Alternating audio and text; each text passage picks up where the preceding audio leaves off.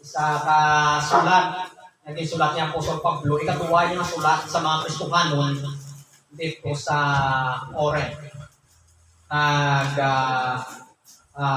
Kaundan sa sulat, nagahambal ni isang kontribusyon sa mga Kristohanon sa Corinto dito sa hinikuton sa Jerusalem nga may mga kapuglayan nga natin.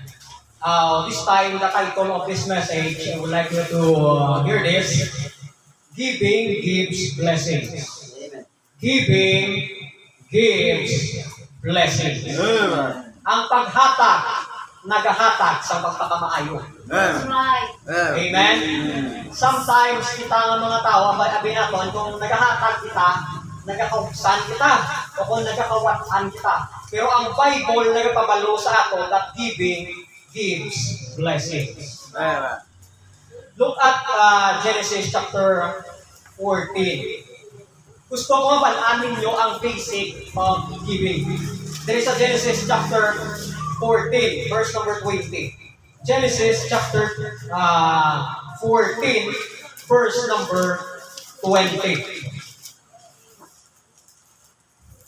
Ama sa Bible dre, and bless the Most High God, which hath delivered thine enemies into thy hand.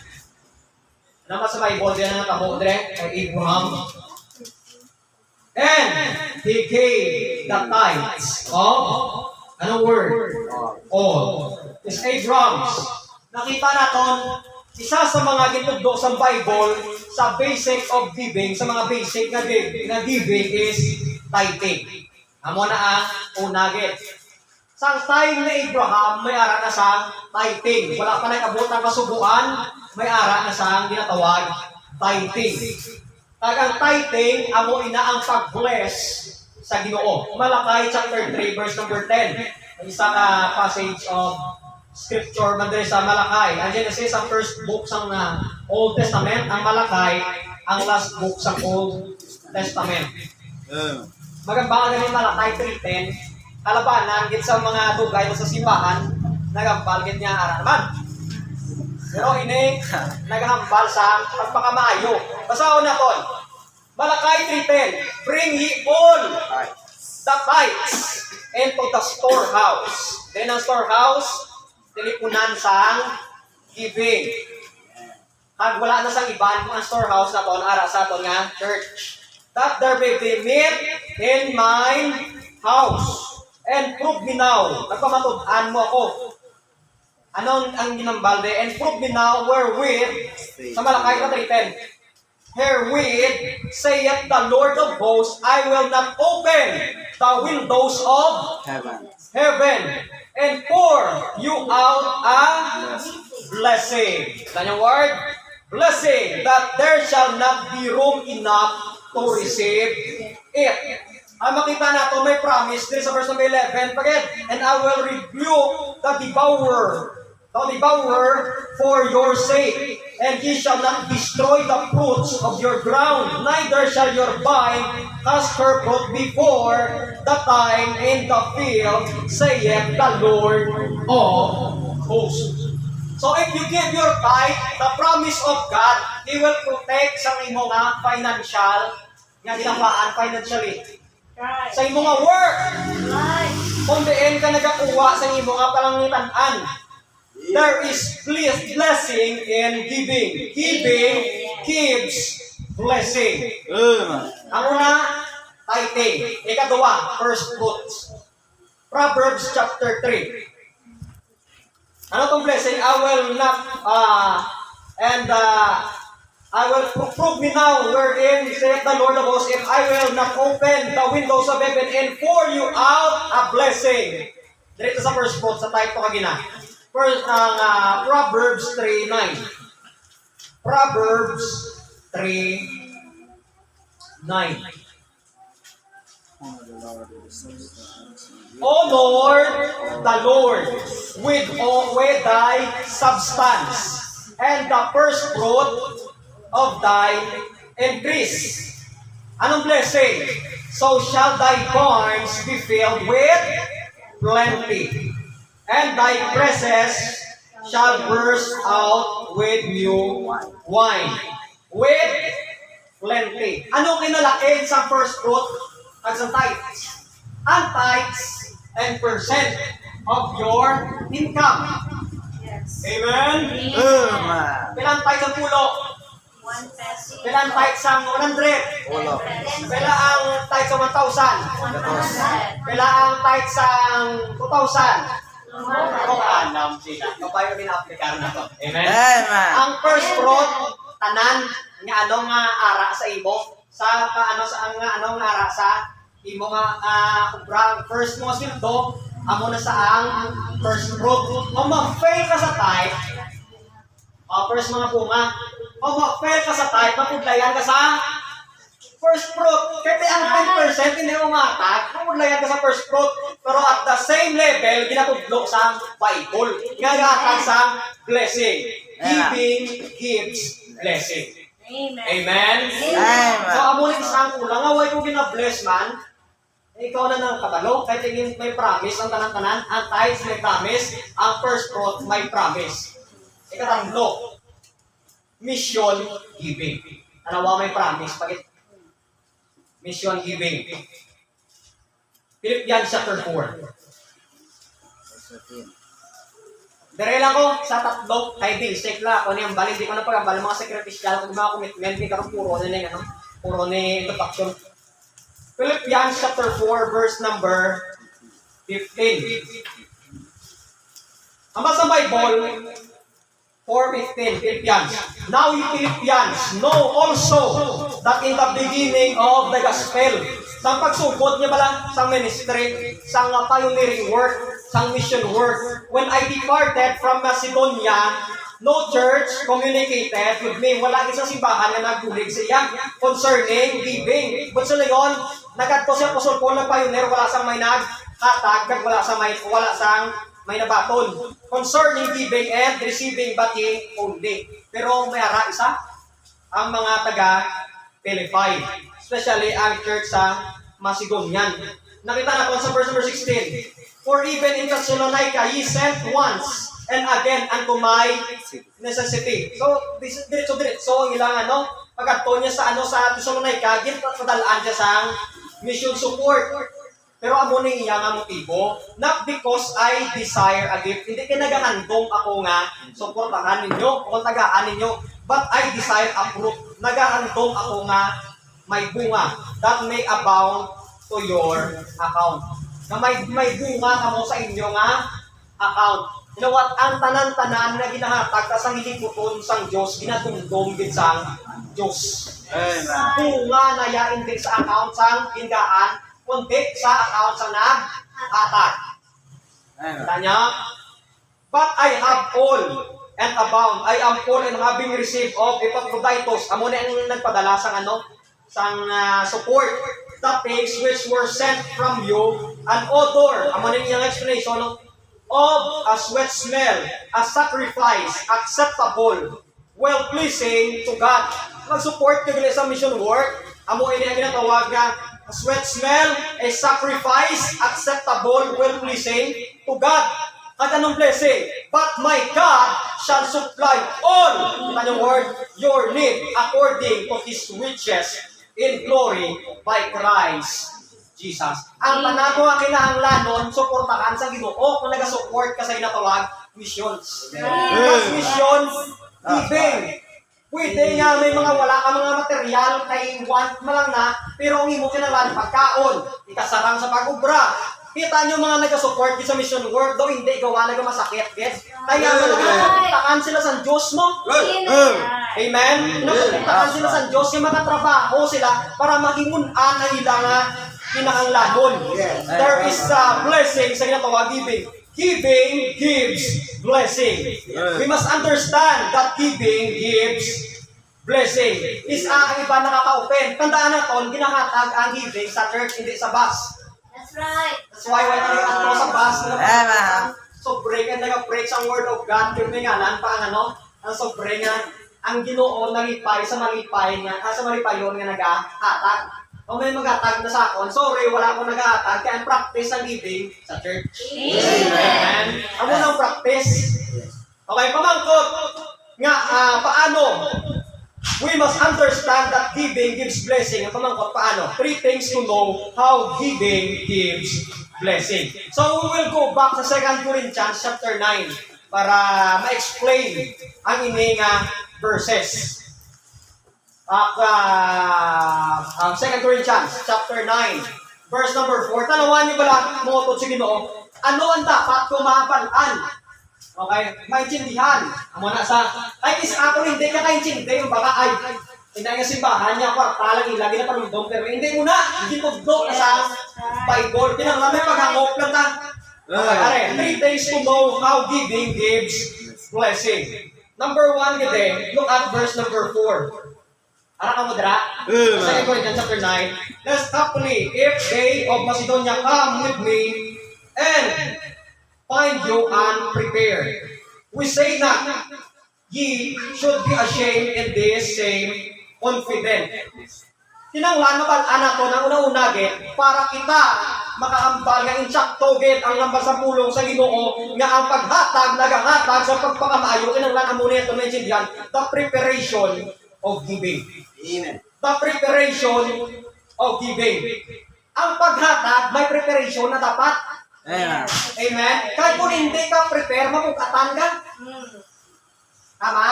Amen.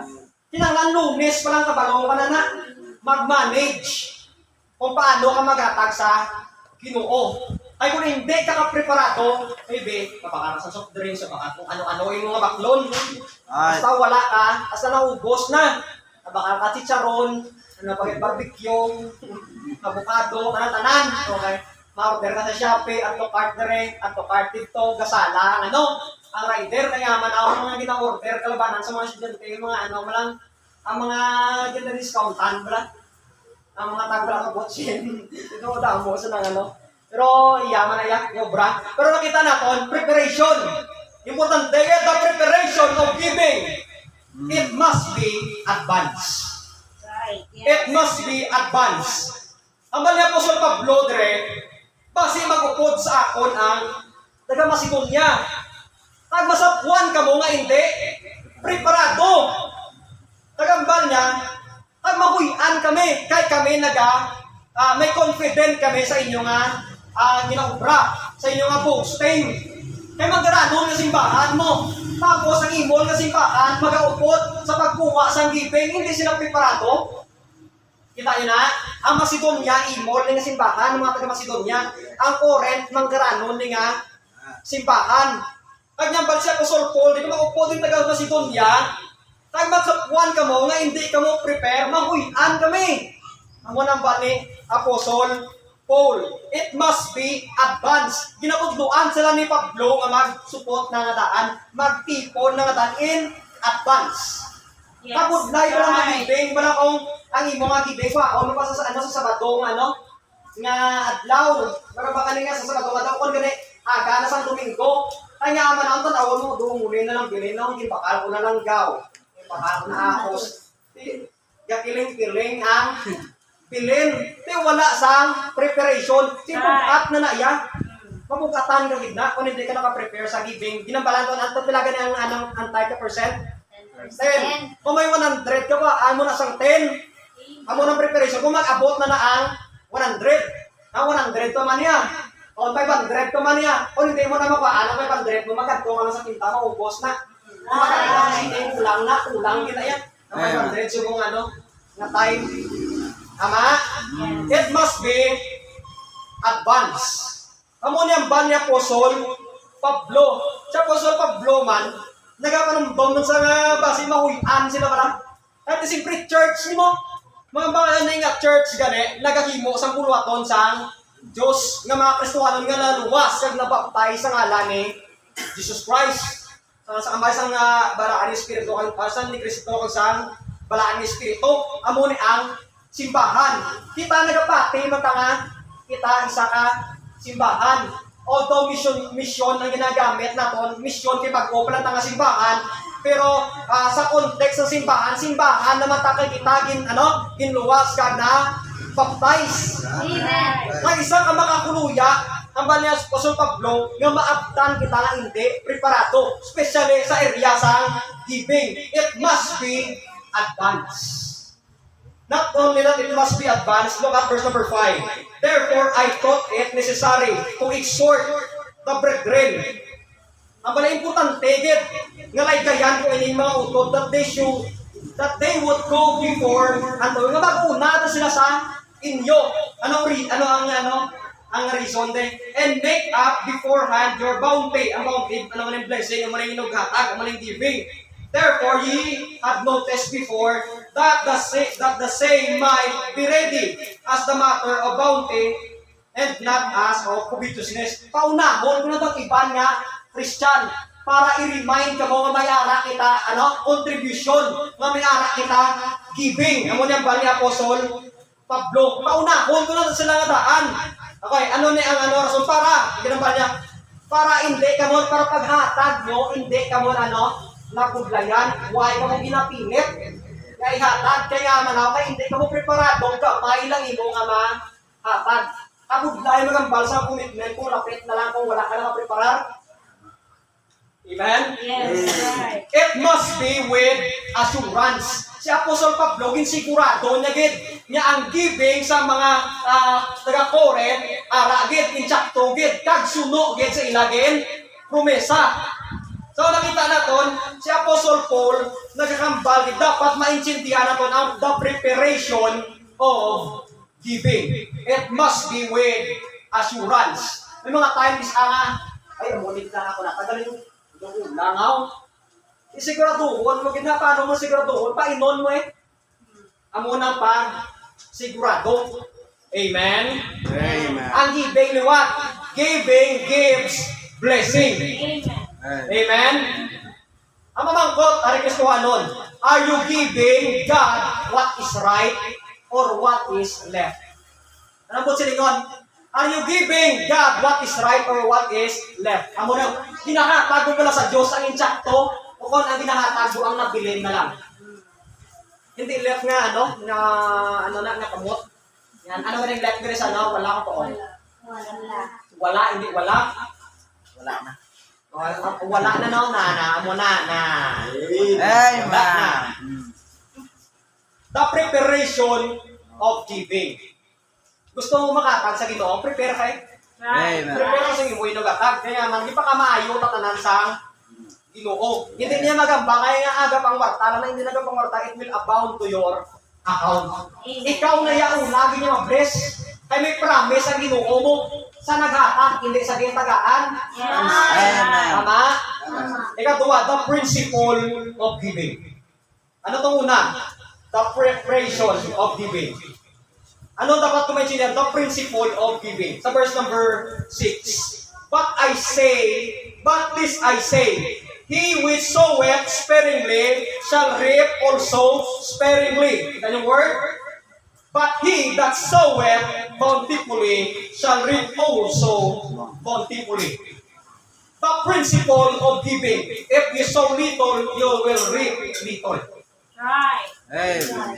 Kung nagapanggas ka sa gamay, normal ginaya nga gamay lang imo nga anihon. That's right. Amen? Hindi ka magambal sa Diyos nga naghatag na muda. Ang pamangkot, paano ka nang hatag? Nga wala ko din pa kamayo sa Diyos. May handong kagaling nga dako ka, may gusto ka nga dako, gamay ginatag mo sa Diyos. Right. Amen? Pero meron na ginabal sa simbahan, naman na ginatag, hindi man sa Diyos. Ang Diyos hindi nakabaton. Personally, kay sa langit, sa mabaton nyo na nga ito nga mga hatag sa simbahan, kay amula ni ang church nga representative, kung diin ang Ginoo na nabaton sa tanan nga ginahatag sa tiyak. Ay sa simbahan, ginatag na ito nga time. Ginatag na ito nga talent. Amen? Amen. Ako nag-isama tingala ka man, nga ang ministry hindi naguswag, kay gamay lang nga time man imo nga ginahatag. Wala ka sang influence kin nga dako. Right. Amen? Amen. So na-remind naman ta sa mga testimony, blang permi, ginadisa ka kadto. Duhalos permi, di sa dako iya ginahatag nga nga time. Kay dako man ang impact ka sa mga tao nga ginakadtuan niya, bangod dako iya ginahatag nga time mo. Right. Amen? Amen. If you sow little, you will reap little, prinsipyo lang tayo ginambal ko gina. Diriya sa context ang giving, ya kung gamay na magatag sa buluhaton sa Diyos, hindi na ma-expect ang dako. Yes. Tama. Right. Take note, wala man nag-require ang ginuusin mo sa dako kung gamay na ang masarangan mo. That's right. Ay ang dako, ay ang gamay sa imo, ang gamay sa panulok sa iba, amo na ng dako sa imo mo. Right. Amen. Kasi siyempre hindi ka mapipagaranon. Amen? Amen. Hindi kung ano mahatag mo, kung ano ikasarang mo, kung ano, wala ang may cost para sa imo. If you sow little, you will reap little. So, prinsipyo na niya sa tawag, giving. Prinsipyo ni Santanan nga, ano ang mga prinsipyo, magaling sowing and reaping, ganin mo. Masin sa ginaobra mo sa imo kabuhi. Prinsipyo na ni. Kung ara ka sa kung Bible College ka, kung ara ka man ka nagalag-lagaw, kagway ka nagatuon, gitmayo, magwa ka man nga wala sa tinunan. Right. That's Tama? right. Kung ara ka ta seryoso kasi mo ginaobra ka spend ka time ginaobra mo tanan, mangin-strong ka man kung magwa ka da. Amen. Amen. Hindi ka dali madalahig. Amen. Madali. Madala kang yawa. Tama kaya amanaw dako nga tayo na ginatag mo sa Ginoo mo. Yeah. If you sow little, you will reap little. Kamusta nga ton nga ministry? Nagaginhawa ko o nagatagumatayon na. Amo na pamangkot. May ara gina something problem da. Kung gamay ako nga na ubra. Gamay lang ako nga anion. Ikatwa rin namin, if you sow much, you will reap much. Yes. Amen. Anong word eh? Sa verse number 6, he that soweth sparingly, halos-halos shall reap, halos-halos, gamay. Sa verse number 6 yan, and he which soweth bountifully shall reap bountifully. Bang ano na nato ang sowing and reaping, no? Sa agriculture ng nga term, kung nagapanggas ka, mag-aani ka sa ako, sa may mga talabnan, nanay namin, ito na, balaan din ni nanay, naman sa all, itanong ko naman yung mga talong, kinanaw ko damo. O damo ko sa aniyon, mga may mga kutlayan, na ganyan, butang sa ang mga seeds siguro. At hindi mo ako palumag, anong talong mo, may kamatis, kami yung talong, isa kabilog ang bunga, ya, ay kumakayon pa, nagpapuksin sa bata. Kaya nung po silingon, kung dako kita sa ito na ginobra para sa Ginoong ginahatag na ton, dako man ang balik sa aton. Right. Prinsipyo ni sang giving. Nagprinsipyo man ni sa ginaobra para sa Ginoo. Amen? Kung nag-spend time ka sa Bible mo, o nag-spend time ka sa ministry, maging strong ka man. Right. Natungtuman mo ka sa kalaga ministry, at kung magaton ka ministry, doon ang pudlay ka, magputo ka duwa, pero kung perme ka mag-ministry, bra, tanawa, ay doon pa kulas na lang. Kung gusto mo lang ang apostol na si Bumagadyasan time. Sa giving, amo mo na, kung naanad ka na nga daan, maghatag sa kinanglanon sa church, especially kung may arakit pag kinanglan, hindi ka na mabuglayan. Amen? Amen. Ang tandaan na kon, ang tanan ng kalabanan, gid, na nagakumod sa giving, ang munang gamay magatag. Ang bal ko na gid yung prangkaanay, gini ang bala, ang munang gamay magatag. Right. Ang gakumod sa giving, sila nang gamay magatag. Right. Proverbs 11. Favorite ko na nga verse of Proverbs. Verse 24. Yun, preach ni Pastor Genesis siguro sa CBDC. Hindi ako nabatian ko lang sa video clip. Proverbs 11:24. I cannot remember kung ano. Tanawa mo, ukot si Ginoo. Si King Solomon ni nagambal, maalam nga tao, ito kago nga hari. Proverbs 11.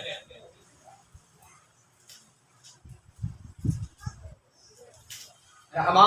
Amen. Amen. 24. Ano ba sa may podre? There is that scattereth and yet increaseth, and there is that withholdeth more. Ano nila ba yan? Than is made, but tendeth to poverty. Kita niyo word?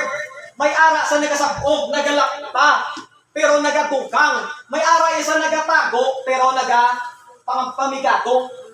Amo ni ang prinsipyo sa ang giving. Damor mo kita ay hindi ko ni pagatagya ang sukton ko ni pamigato ka.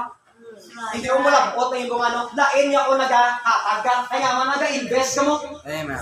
Yes. Hindi magrason ng Diyos sa imo kung nag-aataga kung may pangayoon kasi yung madako ka. Amen. Pag mo kabalo magrason ng Diyos sa ang Diyos niya patas, kita sa tanan-tanan. Amen. Amen? Kung nagabulig ka sa church, nag-aatag ka sa time, okay, especially, kasi sa ministry, nag-aatag ka time, gina-focus mo kita yung mga time. Kung mapangayo ka bunga sa Ginoo, hindi kita siya magbalibad yan. Amen. Yes. Pero kung wala ka ganit tayo, mangayo ka bunga, sinoy mo gininto. Diba? Amo mo ni sa giving.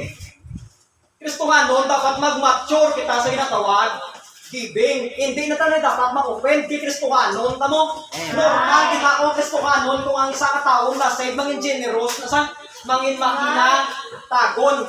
Kaya ang tao nga hindi luwas siya, maiayahol, gina na saya, huwag na siya pakisa, iban. Amen? Amen. Na nagpakita man ang gina-exercise mo yung mga pagtuko. Ihatag ko ni Lord, pero ikaw ang bahala sa akon. Amen. Right. Gina-exercise mo yung mga pagtuko. Nagkabalo ka mo, hindi magbalibad ang Ginoo. Kaya nga amanaw, may promisa sa, hindi yung pagkontrahon ang iya nga promisa. Amen? Ang tao nga promisa, yung wain niya, kasi natupa yan. Pero ang Ginoo yan, natupa yun. Amen. Amen? Amen. Yes. So nakita natin the principle of giving. May naga-sabog, pero naga-tugang. At may nagatago, pero naga-bukin. Anong kinalain? Kung tanawon mo sa literal, kung ihaboy mo, mabuhin, di man eh. Kung ihaboy mo, mabuhin sa eh. Hindi sa magdugang, paano magdugang? Naging uwa ang galing din sa bog. Paano magdugang? Pero sa Bible yan, nagadugang. Amen. Yes. Amen? The principle of giving. Ikatatlo. Tara, dasig matapos. Sa taong ganit, dasig matapos. Amen. Verse number 7. Ano na to? The preparation of Giving. giving. Kinang advance, kinanglan, sigurado. Ang principle sa giving. Kung nag-aatag ka gamay mo anihon. Kung nagasabog ka dako mo anihon. Ano ang principle? Ano ang practice ng giving? Isa balanta ang preparation, balanta ang principle, ang ulang sa aton, practice. Balaan mo, kung ma-fail ka sa practice, maski na-prepare mo na eh, tingala, kaduway ko ginabless sa Ginoo, dako ako ginataga. Duway ko ginapakamayo sa Ginoo man, mayo, kadugatag mo ko sa time ko ah. Natula ko ga-improve sa ministry ko ha. Gatag mo ko ta, mo ko ta pero miya. Ari ito na ba? Sa giving. Anong principle sa giving, Dre? Sa verse number 7, every man according as he purposeth in his heart, so let him give. Give heartily. Give heartily according to what he purposed in his heart. Wala nagapangita ang Ginoo sa dako-dako nga giving. Ginatanaw ya imo tagi pusuon. Kung maagi natag mo na. Yes. According to what he purposed in his heart. It's a matter of heart, ginayang giving. Yan kaya nga amanaw, ang giving ang word daan, offensive, offensive. Amen? Offensive na sa mga hindi willing, sa mga hindi maghatag. Yes. Amo na ganito, may natong ginambal sa simbahan, kung naghahatag ka, kanula sa diri pusuon mo, nagalain mo bot, hindi mo paghatag. Hindi ka maghatag. Kaya nga man, hindi mo nagapamalipay ang Ginoo. At kung naghahatag ka, nga panumbo mo, pakamayon ko sa Ginoo, kinamatag ko yan. Ay para pakamayon ko, hindi ka na lang maghatag. Kaya mo na imo ang prinsipyo, kinanglan ara sa imo tagi pusuon na maghatag. Kaya ginhatag mo na sa imo sa Ginoo. Right. Hindi ka man kahatag kung wala kami tagaan, paano kami makahatag? Hindi mag-required sa imo ang Ginoo kung wala kami tagaan. Kung wala ang kwarta, magkato kasi magsimba, hindi kami masubuan. Ay wala kay hatag, kaya wala may ginhatag sa imo mo. Pero kung may ginhatag sa imo, dapat ay intindihan mo the preparation of giving, the principle of giving, para ikaw makakato sa the practice of giving. Give heartily. Sa tagi pusuon. Amen? Yes. Kita sa una kung estudyante ka, kalabanan sa estudyante, pero may nagkapangayo, normal, di ba? Amen. Pero pamatiin nyo, kung magubra ka mo sa uli yung mga estudyante, at kamukha sa ramo pakasang mga tinangan sa inasgos mo, sa mga ginaakad mo, lain ng kalipay. Yes. Lain ng kalipay, mabakalaan mo yung mga inaplos, hindi mo sa una sa mga tendency, kaya pangayo, kalain ng kalipay. Kasi nagapangayo ka. Ay kung nagapangayo ka, muna yung tendency, o maubos, punta ka naman, kung di ka pagaan, masubukan ka, huwag gawasang kalipay. Pero kung naghahatag ka, kaga makita mo ikaw ginaghatag, kung linggaan mo, nalipay ka man. Nalipay ka man, di ba? So, give heartily. Not only heartily, aray ka naman nyo. Sa verse number 7. Not grudgingly. Hindi ka nasubukan ka. Or nagakumod ka. Or necessity ka. Tagko na niya, kinanglanon. Hindi mo na dapat. Dapat we must give willingly. Ano ba yung kina-require sa simbahan ng namon mo nga magatag mo? Hindi mo ko yung tani yung magatag. Hindi mo ganun ang pilitan ko. Eh may grudge, mo nga tagipusoon. Eventually, kung muna aton nga anong attitude, montat man ta sa uli. Yes. At siyempre na-open ka na mo. Amen?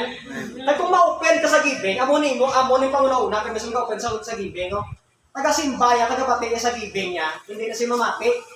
Nagasakit iya nga heart, ay iya nga head. At siyempre nagasakit iya pocket. Amen? Amen. Give willingly. May isa ka illustration dito sa 1 Kings, chapter 17. Namin ng story sa Bible. Nag-story ko sa mga kabataan. Yung una, nalipay mo kami nakita ko si Frank Alex, yung nagatudlok sa mga bata. Padayunan, Amen. tayo namin ng ministry. Dire ko na training mo sa mga bata. Kung wala ko ka ng pastor, mga bata, kita ko nung naging pastoran. So, dire sa 1 Kings chapter 17. Verse number 8. Ara mo dira, Amen. namin ka story. Sila ijari dahil. And the word of the Lord came unto him. Arise, get thee to Sarephat, which belongeth to Sidon, and dwell there. Behold, I have commanded a widow woman. Mga ba ano yung widow woman? Verse number 8. First Kings, binaba ko. Verse number, chapter 17, verse number 8. Verse number, ano lang ko? 9. Anong purpose? To sustain thee. And he arose and went to Sarephat, I should say. And when he came to the gate of the city, behold, the widow woman was there gathering of sticks. Nagkapamudot sa sticks. And he called to her and said, Fetch me, I pray thee, a little water in a vessel. Yung seko, sa gamay nga tubig sa sunugdan, sa baso, that I may drink. And as he was going to fetch it, he called to her. Parang naman, demand naman siya. And said, Bring me, saka ikaw, I pray thee, a morsel of bread in thine. Ang pagay ko tinapay. Siyempre, hindi na sa rumken. Hindi na sa na ganang bigay ito. Hindi na sa bigay. Pangayo sa tinapay. And she said, As the Lord thy God liveth, I have not a cake. Wala ko isang pagkaon, wala ko isang cake. O, tinapay, may pangayo. Cake yan, duman. Hindi, kaya amo na yung word. But a handful of meal in a barrel and a little oil in a purse. Kasi naman, isa sa na-prepare nga tinapay. Pero may aral sa kulubragon nga tinapay. And behold, I am gathering 2 sticks that I may go in and dress it for me and my son. E para na lang ni Samon. Sakon nga. Bata nagatipon ko isang stick yung mga bravo sa pagkaon para Samon. That we may eat and die. Grabe, no? Yung mga kaon kami magpapatay. Kaupot sa lingon, amo na kitang sa iyo, bilin. And Elijah said unto her, Fear not, hindi magkakadlo, go into as thou hast said, but make me thereof a little cake first. So wala cake, mo brasang cake. And bring it to me. And after make for thee and for thy son, for the saith the Lord of Israel, the barrel of meal shall not waste, neither shall the curse of oil fail, until the day that the Lord send the rain upon the earth. Kita niyo? Nagambal si Elijah sa iya nga, kubray ko sang tinapay nga kumakaon, yung gamit yung word niya, cake. At sa verse number 15, natuman siya. And she went and did according, tanyong word, to the saying of Elijah. Ano na po? And she and he and her house did eat many days. Nakita nyo? Amo na lang itong bilhin sa iya. Sa ila sa patay, I should say. Pagkaon nila to, mapatay na sila. Pero nagtuman sila sa ginambal ni Elijah. Anong ginambal ni Elijah? Ang mando sa Ginoo. Anong mando sa Ginoo? Ang pulong ng Diyos. Amen. Ituman nila ang pulong sa Diyos. And they did eat many days. Wala sa balipad. Willingly, hinhatag niya ang nabilin. Kita niya? Sa ila. Dahil na yung nabilin niya nga, naubos mo na ang iban, na amo na nabilin. Ilaya amo na gitang kuya. Amo na gitang itong pinakapuwersagid. Ginhatag nila. That is the practice of giving. Give willingly. Amen. Ano bang verse, sa verse number 7? Tanawa. Last na lang tayo. Dahil ka na. 2 Corinthians. Tagay po, chapter 9. Verse number 7. Ang aba sa pulong sa Ginoo dire.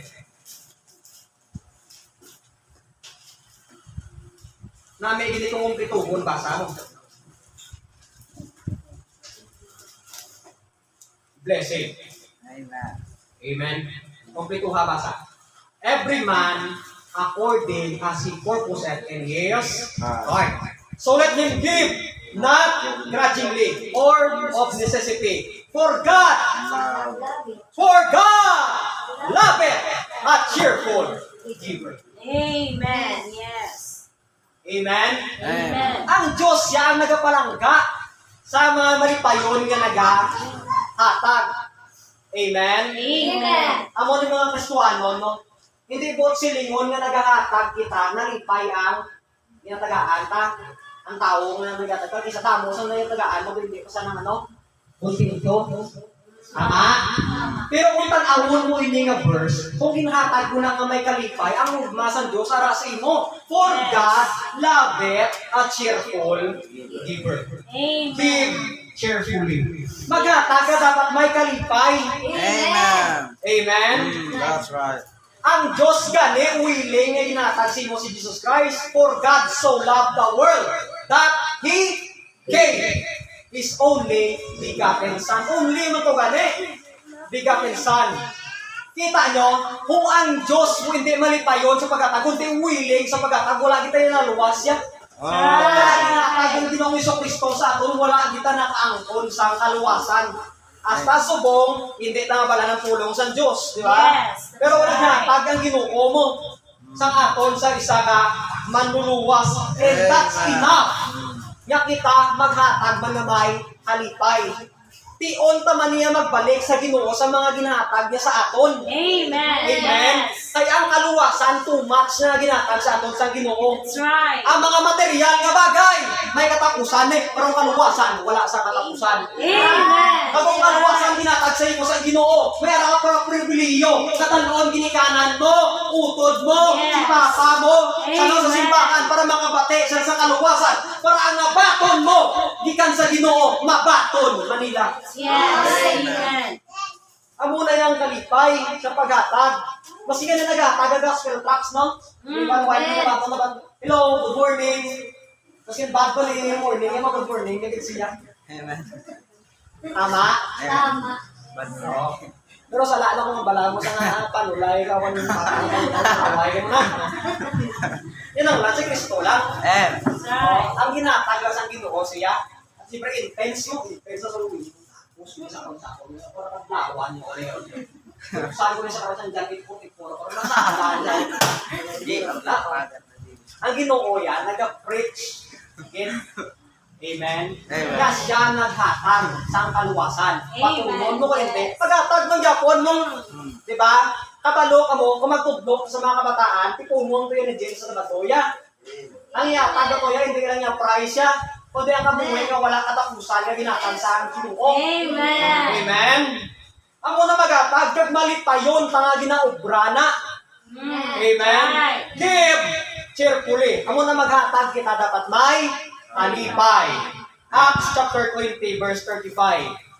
Last verse. Tapos na. Amen? Amen. I hope may na-learn kita sa bunga aga. Ako, kisala ko yung mga friends ang giving niya. Kisala din dito, kapalukon dito mag-start. Kisala ni Kuya. Mga friends ang giving. Pero gusto ko, may maintindihan para may makakapan na. Look at 35. Blessed to be. Ano? Ano na yung basa Bible nyo? I have shown you all things. How that so laboring you ought to support the weak. And to remember the words of the Lord Jesus, how He said, it is more blessed to give than to receive.